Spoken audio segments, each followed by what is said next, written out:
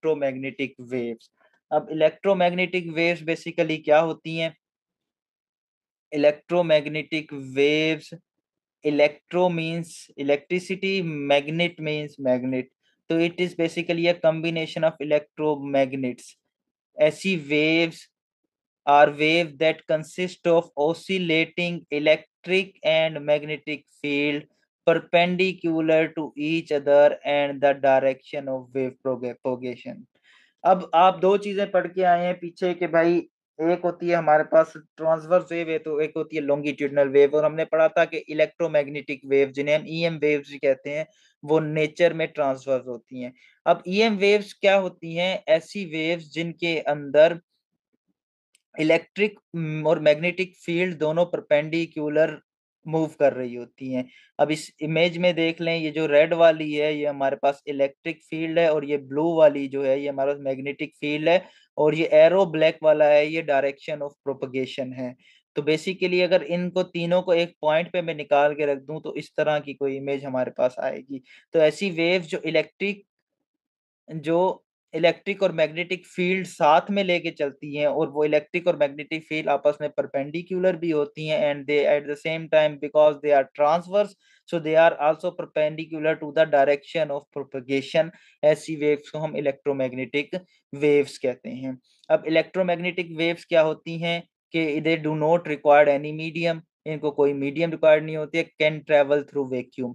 अब इनको कोई मीडियम रिक्वायर्ड नहीं होता, इसका कतन ये मतलब नहीं है कि किसी मीडियम के होते हुए ये ट्रेवल नहीं कर सकती, बस इनके लिए वो शर्त नहीं है, मीडियम हो या ना हो they can propagate, they can travel. ऐसी वेव्स को हम इलेक्ट्रोमैग्नेटिक वेव्स कहते हैं। इनकी जो स्पीड होती है वो होती है 3 × 10⁸ मीटर पर सेकेंड, जिसे हम स्पीड ऑफ लाइट भी कहते हैं, इसे हम सी से जाहिर करते हैं। ये बात ध्यान में रखना कि स्पीड ऑफ लाइट जो होती है इन वैक्यूम वो 3 × 10⁸ मीटर पर सेकेंड होती है। सीधा सीधा एमसीक्यूज आता है इसका। ट्रांसवर्स इन नेचर, ये नेचर में अपनी ट्रांसफर होती हैं, प्रोड्यूस बाय एक्सिलरेटिंग चार्जेस, और ये इनकी प्रोडक्शन जो होती है वो एक्सिलरेटिंग चार्जेस की मदद से होती है। ये हम जब इलेक्ट्रोमैग्नेटिज्म पढ़ेंगे तो आपको ये आइडिया सारा समझ में आएगा, इलेक्ट्रिसिटी और मैग्नेटिज्म का आपस में, इलेक्ट्रिसिटी इलेक्ट्रिक करंट का और मैग्नेट का आपस में क्या रिलेशनशिप है। स्पीड ऑफ साउंड का फार्मूला, स्पीड ऑफ जो इलेक्ट्रोमैग्नेटिक वेव्स की स्पीड है उसका फार्मूला वही है, फ्रीक्वेंसी टाइम्स लैम्डा। ठीक है, और c इज इक्वल्स टू जो स्पीड ऑफ साउंड है it is equals to frequency times lambda. अब देखें हर जगह पे हम स्पीड को v से जाहिर करते आए हैं, लेकिन जब हम स्पीड इलेक्ट्रोमैग्नेटिक वेव्स की स्पीड की बात करेंगे तो उसको हम c से जाहिर करेंगे। अगर आपने एक इक्वेशन पढ़ी हो आइंस्टाइन की मशहूर जमाना इक्वेशन है E इक्वल्स टू mc², ये कभी देखी है आपने इस टाइप की इक्वेशन? ये आइंस्टाइन की इक्वेशन है इक्वल्स टू mc²। इसमें ये c जो है ये बेसिकली स्पीड ऑफ लाइट है। तो स्पीड यानी वेलोसिटी ऑफ लाइट जो होती है वो जब ईएम वेव की बात करेंगे तो उसको हम c से डिनोट करेंगे, और c से डिनोट करेंगे तो वो इट मींस इसकी एक कांस्टेंट वैल्यू है जो कि 3 × 10⁸ मीटर पर सेकेंड है। वो है visible region of EM wave जिसे हम व्हाइट लाइट कहते हैं। अब आपने रेम्बो रेम्बो का कंसेप्ट तो देखा हुआ है ना, रेम्बो वो होती है बारिश के बाद जो हमें साइड पे एक स्पेक्ट्रम ऑफ 7 रंग कलर्स का एक स्पेक्ट्रम नजर आता है कुछ इस तरीके का, उसे हम रेम्बो कहते हैं। ये तो पता है ना आपको? सर प्रिज्म में भी तो 7 कलर्स नजर ईंदा न जंहिं महिल उनखे बिल्कुल सिज जे बिल्कुल हेठां झलींदा आहियूं। बिल्कुल, एग्जैक्टली ऐसे ही है। अच्छा, अब विजिबल लाइट क्या होती है? White light appears colourless. जब हमारे पास जो आम लाइट जो हमें मिल रही है सूरज की, उससे वो बेसिकली क्या है? कलरलेस लाइट है, उसका कोई कलर नहीं है, उसे हम इसलिए व्हाइट लाइट कहते हैं। ठीक, वो अपेरेंटली हमारी आंख को जो है वो कलरलेस नजर आती है। It is actually a mixture of 7 colours, उसके अंदर 7 कलर्स होते हैं, उन 7 कलर्स का यानी 7 फ्रीक्वेंसीज का, 7 वेवलेंथ्स का वो मिक्सचर होता है। When pass through a prism it splits into a band of colors। जब भी वो लाइट, प्रिज्म क्या होता है? प्रिज्म ग्लास का बना हुआ कुछ इस शेप का एक ऑब्जेक्ट होता है जो लेबोरेटरीज में हमारे पास लैब्स में इस्तेमाल होता है। उसमें से जब भी व्हाइट लाइट पास होती है तो व्हाइट लाइट 7 कलर्स के अंदर स्प्लिट होती है। इस प्रोसेस को, splitting of white light into 7 colours, when it passes through a prism, उसको हम डिस्पर्जन कहते हैं। तो डिस्पर्जन बेसिकली क्या है? It is basically a process of splitting of a white light into its 7 colours. ठीक, the band of 7 colours obtained when white light is split is called a spectrum. अब ये जो एक डिफरेंट कलर्स का एक band सा बन गया है, इस बैंड को हम कहते हैं spectrum. This process of splitting is called dispersion. और ये स्प्लिटिंग के प्रोसेस को हम क्या कहते हैं? डिस्पर्जन कहते हैं। अब ये जो कलर्स हैं, इन कलर्स को अब पहले तो आप ये बात समझ लें कि कोई भी हमें डिफरेंट जो कलर नज़र आते हैं ना, हमारी लाइफ के अंदर, आपकी सराउंडिंग के अंदर आपको बड़े कलर नज़र आ रहे होंगे, कहीं पे ब्राउन नज़र आ रहा होगा, कहीं पे ग्रे नज़र आ रहा होगा, कहीं पे रेड नज़र आ रहा होगा, कहीं पे आपको कोई कलर जो भी हमारे पास पेंट वगैरह ये कलर हुआ हुआ है, ये मैकेनिज़्म ज़रा-सा समझें। अब ये बेसिकली कलर चेंज जो है ना, वो चेंज इन फ्रीक्वेंसी कह सकते हैं, हम उसको चेंज इन वेवलेंथ कहते हैं। एक वेव है, जब वो वेव मिसाल के तौर पे इस तरीके से मूव कर रही है तो वो रेड कलर की नज़र आ रही है। जब यही वेव इस तरीके से मूव कर रही है वो किसी और कलर की नज़र आ रही है। जब यही वेव इसकी वेवलेंथ और फ्रीक्वेंसी में फ़र्क आ रहा है तो वो कलर चेंज हो रहा है। तो ये कलर चेंज जो हो रहे हैं बेसिकली ये change in wavelength of the wave हो रहे हैं, जिसकी वजह से हमें जो है वो डिफरेंट कलर नज़र आ रहे हैं। तो जो व्हाइट लाइट है इसके अंदर 7 किस्म की वेवलेंथ्स हैं। वो 7 वेवलेंथ जब आपस में इकट्ठी मिल जाती हैं तो वो व्हाइट कलर नज़र आता है। लेकिन जैसे ही वो अलग-अलग स्प्लिट होती हैं तो हमें डिफरेंट कलर्स नज़र आते हैं। वो 7 स्पेक्ट्रम के कलर कौन-से हैं? वो है वायलेट, जिसकी वेवलेंथ होती है 380 से 450 नैनोमीटर तक, और इसकी फ्रीक्वेंसी है 790 टू 668 टेराहर्ट्ज़। उसके बाद सेकंड हमारे पास होता है इंडिगो कलर, जो हमारे पास वेव स्पेक्ट्रम में होता है, या जिसे हम कहते हैं रेनबो में जो Sir, हमारे you in पास a होता है। color जो name हाँ, कलर जो नेम है इंडिगो। इंडिगो कलर जो होता है वो वेवलेंथ उसकी 445 से लेकर 464 तक होती है, और फ्रीक्वेंसी देखें वेवलेंथ कम है तो फ्रीक्वेंसी ज़्यादा है। ये ऊपर से हम नीचे जा रहे हैं तो वेवलेंथ बढ़ती जा रही है, इधर ऊपर से नीचे जा रहे हैं तो फ्रीक्वेंसी कम होती जा रही है। तो ये इनवर्स प्रोपोर्शन में इधर से भी आपको प्रोपोर्शन समझ में आ रहा होगा वेवलेंथ और फ्रीक्वेंसी का। उसके बाद फिर हमारे पास ब्लू कलर है, ब्लू कलर की वेवलेंथ 450 से 495 के दरमियान होती है, और इसकी फ्रीक्वेंसी 668 से 606 के बराबर होती है। फिर ग्रीन कलर होता है, इसी तरीके से येलो है, फिर ऑरेंज है, फिर रेड है। आपको इसकी फ्रीक्वेंसीज़ याद करने की कोई ज़रूरत नहीं है। आपको सिर्फ़ ये याद करना है कि सबसे कम जो फ्रीक्वेंसी है वो किस कलर की है, उसकी वेवलेंथ की रेंज क्या है और उसकी फ्रीक्वेंसी की लेन रेंज क्या है, और सबसे जो ज़्यादा वेवलेंथ है जिसकी, उसकी वेवलेंथ कौन-सा कलर है, उसकी वेवलेंथ कितनी है और उसकी फ्रीक्वेंसी कितनी है। तो ये 7 कलर्स हैं, इन 7 कलर का सीक्वेंस याद रखने के लिए आपको ये वर्ड ज़हन में रखना है। जैसे उधर हमने वर्ड याद किया था ना, रैबिट्स में एट इन एक्सपेंसिव, वो भी था जो स्टेटमेंट थी। इधर आपको जो कलर याद रखना है वो याद रखना है विबग्योर। विबग्योर मीन्स वॉयलेट सबसे कम वेवलेंथ, सबसे हाई फ्रीक्वेंसी। इंडिगो सेकंड, फिर ब्लू, फिर ग्रीन, फिर येलो, फिर ऑरेंज, फिर रेड। तो रेड कलर जो है बेसिकली इसकी वेवलेंथ जो है वो सबसे ज़्यादा है, और इसकी फ्रीक्वेंसी सबसे कम है। अब इधर एक बड़ा मैकेनिज़्म, बड़ा कांसेप्ट पाया जाता है गलत। वो कांसेप्ट क्या पाया जाता है? वो कांसेप्ट बेसिकली ये पाया जाता है, वेट अ मिनट।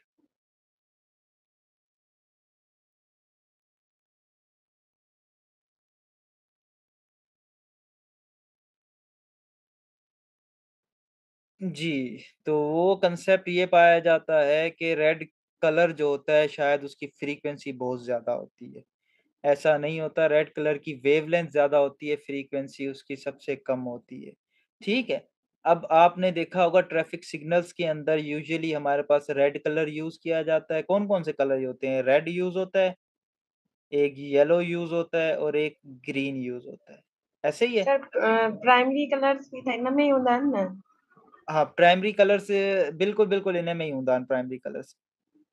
ठीक? अब ग्रीन, येलो और रेड, ये तीन कलर हमारे पास ट्रैफिक सिग्नल्स में यूज हो जाते हैं। सवाल ये किया जाता है कि भाई रेड कलर को क्यों यूज किया जाता है, कि उसकी फ्रीक्वेंसी ज्यादा होती है। अब हमारे जहन में ये बात आती है यार, फ्रीक्वेंसी ज्यादा होती है मतलब उसकी इंटेंसिटी पावर ज्यादा होती है, जिसकी पावर ज्यादा होगी वो ज्यादा दूर तक जा सकेगा। तो इस वजह से हम समझते हैं कि जो है वो रेड कलर की जो वो है फ्रीक्वेंसी है वो ज्यादा है। ऐसा कतन नहीं है, रेड कलर की फ्रीक्वेंसी इस पूरे 7 कलर के स्पेक्ट्रम में सबसे कम है, इसकी वेवलेंथ ज्यादा है। अब what is the speed of all EM waves in vacuum? जी, ये किलोमीटर पर सेकंड में है।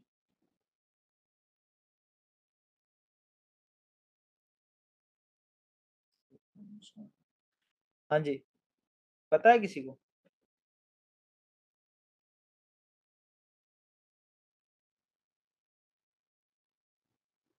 Sir kilometre. 3000 किलोमीटर पर second sir sir. 3000 kilometre?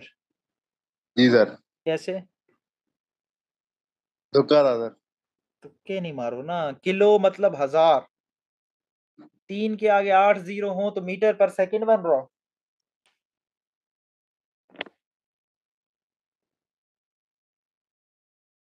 3 zero निकाल दें 8 में से कितने हो जाएंगे? देखें ना, ये थोड़ा सा कन्वर्जन इस तरीके का सीखें आप, ये आपके काम आएगा। हमारे पास स्पीड ऑफ लाइट है 3 × 10⁸ मीटर पर सेकंड, ऐसे ही है। अगर इसको मैं स्टैंडर्ड फॉर्म में लिखूं तो 3 के आगे कितने जीरो? 8, 8 जीरो। और किलो में कितने जीरो होते हैं? किलो का मतलब होता है 1000, मतलब 3 जीरो, तो 3 जीरो हम काट देते हैं तो हमारे पास बन जाएगा 350 किलोमीटर पर सेकंड। तो option B is the correct option. Which of the following shows correct increasing order of frequencies? जी, सबसे ज्यादा फ्रीक्वेंसी किसकी होती है? सर गामा की। गामा। उसके बाद सबसे कम फ्रीक्वेंसी होती है रेडियो की। रेडियो के बाद एक्सरे की, उससे ज्यादा है। फिर माइक्रोवेव्स की, नहीं, एक्सरे की ज्यादा होती है। ए ऑप्शन भी गलत है। बी ऑप्शन, सी देखें गामा, नहीं ये भी गलत है क्योंकि गामा की सबसे कम होती है तो गामा को एंड में होना चाहिए। और विजिबल रीजन इंफ्रारेड माइक्रोवेव, नहीं। तो ऑप्शन बी है ऐसा स्पेक्ट्रम का सीक्वेंस है जिसके अंदर इंक्रीजिंग ऑर्डर ऑफ फ्रीक्वेंसी है। ये वो टेबल आपको नोट्स के अंदर भी प्रोवाइड करूंगा, उसको जब देख लेंगे तो आपको समझ में आ जाएगी बात। Which wave is commonly use for satellite communication? जी, एक्सरे यूज होती है, इंफ्रारेड होती है, माइक्रोवेव्स होती हैं, या sir ultraviolet rays? Microwave. Infrared sir. C. हाँ, इंफ्रारेड। माइक्रोवेव्स? माइक्रोवेव। नहीं नहीं नहीं नहीं, इंफ्रारेड होती है ना। रिमोट और रेडार्स के लिए जो इस्तेमाल होती है वो इंफ्रारेड होती है। तो सैटेलाइट्स के अंदर बेसिकली इंफ्रारेड की मदद से कम्युनिकेशन किया जाता है। उसके बाद फिर आगे MCQ, TV remotes usually works which using which type of EM waves? अभी बताया, इंफ्रारेड सर। इंफ्रारेड। ठीक हो गई। Why is red light commonly used in traffic signals and warning signs? It has the highest energy, it travels the fastest, it is least scattered and visible from far, it looks attractive. Sir D. हाँ? It looks attractive. अच्छा, ठीक है। Sir B C, नहीं, it is least scattered मैंने and आपको visible from पहले ही फार। बताया था कि जिसकी वेवलेंथ ज्यादा है इट मींस वो स्कैटर कम होगी। वो स्कैटर कम होगी तो वो हमें दूर से नजर आ जाएगी। ठीक है, तो इट इज लीस्ट स्कैटर्ड क्यों है? क्योंकि इसकी वेवलेंथ ज्यादा है। वेवलेंथ ज्यादा होने की वजह से ये कम स्कैटर होती है और ये दूर से हमें नजर आती है। दैट्स व्हाई हमारे पास ट्रैफिक सिग्नल्स में यूज होती है। What happens to the speed of EM waves when they pass through glass from air? Air से ग्लास की तरफ जाएंगी तो क्या होगा? इंक्रीज होगी स्पीड, डिक्रीज होगी, रिमेन्स कांस्टेंट, या बिकम जीरो? कोई आइडिया सर लगाएं। Decrease in the B. Decrease होगी, बिल्कुल। डिक्रीज क्यों होगी एक बात इधर ध्यान में रख लें, ये हम आगे स्पेक्ट रेयरफेक्शन ज्योमेट्रिकल ऑप्टिक्स पढ़ेंगे उसके अंदर इसको सही तरीके से हम पढ़ लेंगे इस कंसेप्ट को। जब भी लाइट वेव्स होती हैं एक मीडियम से दूसरे मीडियम में जाती हैं तो उनकी स्पीड चेंज होती है।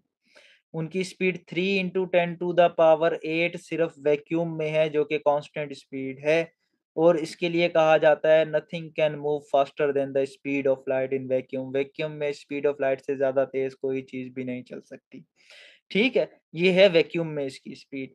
अब जब भी मीडियम बीच में आ जाएगा तो एक मीडियम से दूसरे मीडियम में जब भी जाएगी तो उसकी वेलोसिटी चेंज होगी। जब भी लाइट रेयर मीडियम से डेंसर मीडियम की तरफ मतलब हल्के मीडियम से या हम थिन मीडियम आम ज़बान में आपको मैं कह दूँ, थिन मीडियम से डेंसर मीडियम या घने या घाटे हम आम सिंधी में हम कहते हैं छिद्रों या घाटों, तो वो जब भी रेयर मीडियम से डेंसर मीडियम में जाएगी तो उसकी स्पीड कम होगी, स्लोज़ डाउन होगी। साउंड क्या कर रहा था? जब भी रेयर से डेंसर में जा रहा था, जब भी उसका जो है सॉलिड में जा रहा था, वो उसकी स्पीड बढ़ रही थी क्योंकि वो लॉन्गिट्यूडिनल वेव्स थी। लेकिन ईएम वेव्स चूँकि ट्रांसवर्स वेव हैं, तो ये जब भी रेयर मीडियम से डेंसर मीडियम में जाएँगी तो उनकी स्पीड कम होगी, जब डेंसर मीडियम से रेयर मीडियम में आएँगी तो उनकी स्पीड बढ़ जाएगी। इट मीन्स कि अगर ये हमारे पास एक ग्लास स्लैब है, ग्लास है, शीशे की एक स्लैब पड़ी है। तो जब भी हमारे पास लाइट रे जो है इस एयर से, इस मीडियम से इसके अंदर जाएगी तो इसकी स्पीड स्लो होगी। फिर जैसे ही इससे बाहर निकलेगी तो इसकी स्पीड एकदम तेज़ हो जाएगी। ठीक है? अब ये मैकेनिज़्म ज़हन में रखें तो EM waves when passing through glass from air, air से ग्लास में जाएँगी तो क्या होगी इनकी स्पीड? डिक्रीज़ होगी, स्लो डाउन होगी। ये इसका option B is the correct option.